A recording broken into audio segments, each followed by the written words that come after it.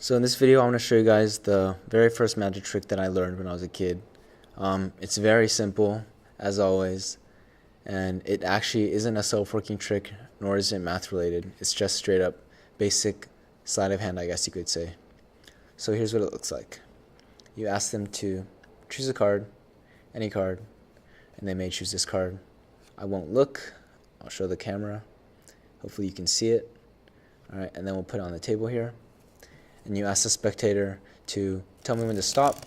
They might say stop here. So you say, could you please put the card on the deck where you said stop? And you drop the cards back on top. So there's no breaks, nowhere where I can know where the card is. I'll ask you to cut the deck. You can cut it a few times if you want.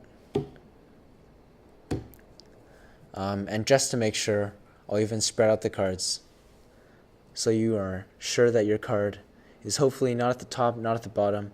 It's well shuffled into the middle of the deck. And hopefully you see your card somewhere here. Alright. So then, there's actually one thing that I've acquired over the years, and it's the ability to notice fingerprints off of certain cards. And even though I've been performing this trick to myself and my fingerprints are already all over this deck, we'll just assume that I've suddenly acquired new fingerprints for this performance, and I can sense that the fingerprints are slightly different for this card, the two of clubs. So the way this trick was done is with a simple principle called the key card principle in Magic.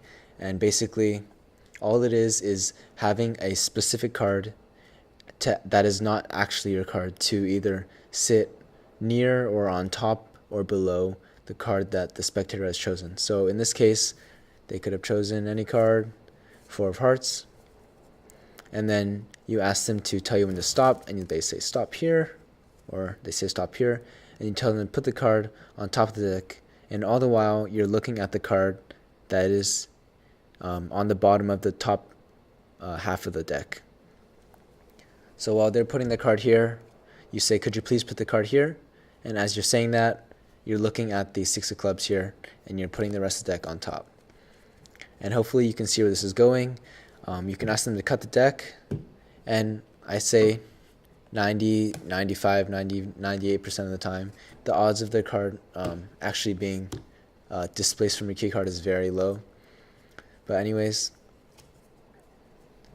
you just show them a card or find a way to look through the deck, find an excuse, and then as you do that, they're looking for their card and you're actually looking for your key card here, which is the six of clubs, and it is in fact on top of their card, the Four of Hearts.